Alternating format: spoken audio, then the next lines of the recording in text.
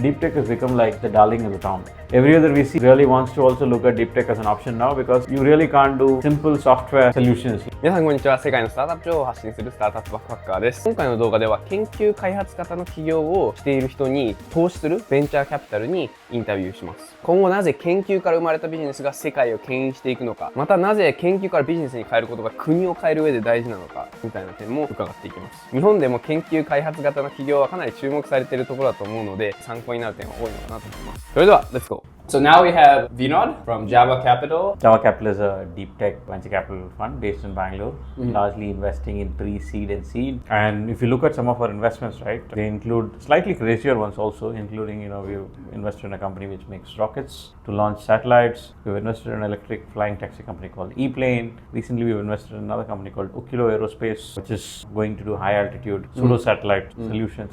So in a way, within the ecosystem, right, we are one of the fewer ones who are willing to take some of these slightly moonshotish bets. My background, I'm an engineer first, and I spent 5-6 years writing code for audio video codecs for mobile phones. There I ended up spending a lot of time in researching on algorithms, and then the last 5 years prior to Java I spent at Java Capital, which is one of the larger venture capital firms in the country, and then Java Capital was set up in 2020. We are in the second fund. I just have this image of investing in space tech and all those moonshots in like early stages. It's very difficult to actually find the right companies. But how do you actually do this at Java Capital? And what's like a specific industry you should invest in and it's like trending right now? I think currently on the deep technology side, the trending ones are semiconductors, a lot of robotics, and that's what we're looking at closely as we speak now. Of course, the area, we keep expanding in the areas within deep technology, it's pretty vast, within deep tech, and we keep expanding. How do we do that, right? I think the same ingredients, it's just that, we need to spend a lot of more time in deep tech. You go and, if you want to invest in a company which is launching rockets, right, you need to understand really what's happening in the space, both from tech and the market side, right? How rockets are made, what is the fuel used, how is it different, a lot of factors. And so there are a lot of equations, right? So in deep tech, right, you need to be super curious than just being curious. Two, you also have to have the willingness to go dive deep and spend time reading papers, talking to professors, talking to scientists, talking to industry veterans. You need to do a lot of these. A lot of reading helps this than anything else, frankly speaking. Yes. You read about semiconductor, you read about policy that's happening in the government. Also, I think to understand deep tech, you need to be personally passionate about something in technology and about improving lives using technology. And then you can understand why this technology is going to improve lives, right? Is deep tech a new thing in India? Has it been there for the whole time? I think in India it's not been there. If you look at venture as a history, right, US started with deep tech and semiconductor, right? That's how venture got started in the first place. It was all hardware and deep technology, somebody making silicon, transistors, ICs, Cisco's, all these networking companies. So everybody came, and then eventually the internet revolution. And then it became venture, started sounding more like internet companies and less so about hardcore innovation. So I think India never saw that because VC in India is only 2006, right? I think we are now starting to see that in the last half a decade. I think there are multiple reasons for that. One, we've done the cycle of providing services and software solutions through outsourcing, like the Infosys and the Wipro, where the US large companies or any Japanese companies outsource their work. And then you have the second wave of building products and consumer internet companies. I think this is the third wave. Now we are going to innovate. And deep tech is the point of the third wave of innovation. Of course, we'd compete globally, and I think we're getting ready to compete. Do you see that there are more like talents that are capable of doing more deep tech? Of course, that's what's happening now. We're starting to see money through venture capital. Then we have researchers who are willing to now step out and commercialize stuff.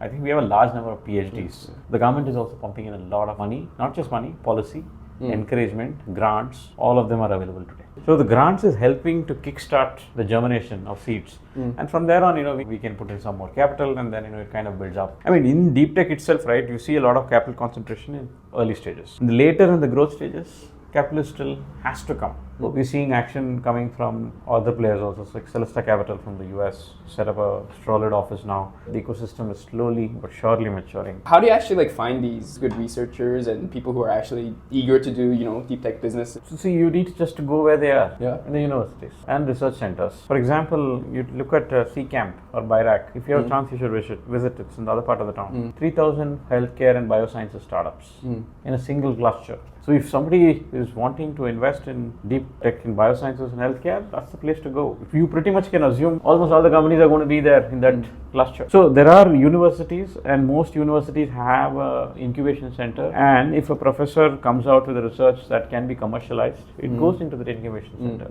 And if you are in touch with those incubation centers, and that's the first place action happens. I see. I'm giving out some secrets now. So we do a lot of background work to see, where will the next person be willing to start. And in deep tech, right, again, Everett, unlike consumer internet companies, right, you need a little bit of experience and exposure of having gone some depth into an area. I think that itself is a barrier, but it also has an advantage of saying, really people who are interested, really passionate, persistent are the ones who are going to start deep tech companies. So I guess in a sense, like, it's important where you're actually located at. So like, is Bangalore the best place for deep tech? Bangalore is one of the best places. We have one of the oldest research institutions in the country, and we have a massive number of defense PSUs who manufacture aircrafts to ammunitions in Bangalore. We have an aerospace park that's coming up near the airport. Really? My counter question I say is, where else is a better place in India than Bangalore? It's got massive network effects, institutions, talent. You would see the difference in how people work, think. They're open to risk. Yes. They're open to new ideas. I mean, risk is part of the ecosystem that's getting created, right? How has it been changing the funding landscape right now in India because of this, the funding winter coming? So funding winter has happened in the growth stage rounds largely. We've been investing consistently, even though I would agree that there has been a slowdown last year. But I'll give you another interesting argument because of what's happened on the Gen AI and other stories, right? Deep tech has become like the darling of the town. Every other VC really wants to also look at deep tech as an option now because you really can't do simple software solutions like SaaS and all that, right? Because the Gen AI solutions seem to commoditize all of these kind of stuff.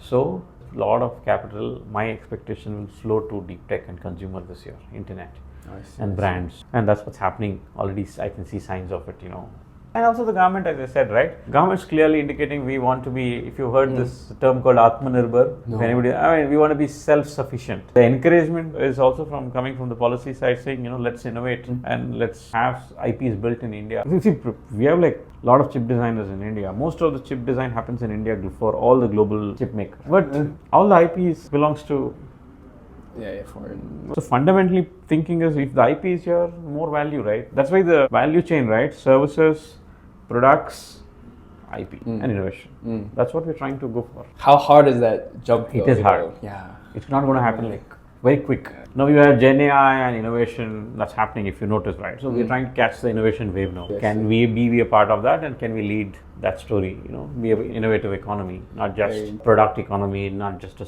software services economy, and hold the IPs here. What do you think are the advantages of being an Indian deep tech startup? And also some struggles and disadvantages for startups if you're a deep tech startup in India? People assume deep tech means it'll take a long time, firstly. Also people assume deep tech means it'll take a lot of money. I think these two exist in the head, but I think it also needs more education saying how much will you require, how much money, why will you require, for what kind of companies, and how can you de-risk. See, when we invest in companies, right, we are not saying, if somebody is investing in a rocket company, we're not saying, we're going to give you $100 million, right? Break the company's progress into milestones. To move to each stage, how much money do you require? I think there are a lot of misconceptions on deep tech, especially among investors also, thinking, deep tech means it will take a long time, returns will take a long time, we need a lot of capital. I think there are some things which we can really go deep and analyze, it may not be as everybody assumes. It's just a general notion which has to be broken in the first place. What I wanted to ask was for deep tech, I think especially for deep tech, it's really important to be a global standard at some point, right? Do you think that in India there are deep tech companies that have technology that isn't there in any other countries? So you're asking something new for the first time in the world? Yes. Okay, when we've had Nobel Prizes in physics in the past, there are researchers doing work. I mean, we had our own vaccine, of course, apart from the Oxford vaccine, for example, right? So, if is it being done for the first time in India is a question. I mean, I don't want to hazard a guess and give you something, but look at it. What is there in US? Let's take a rocket launch company, right? If somebody is able to achieve $20,000 per launch in the US, and we shall do that in $10,000 or less.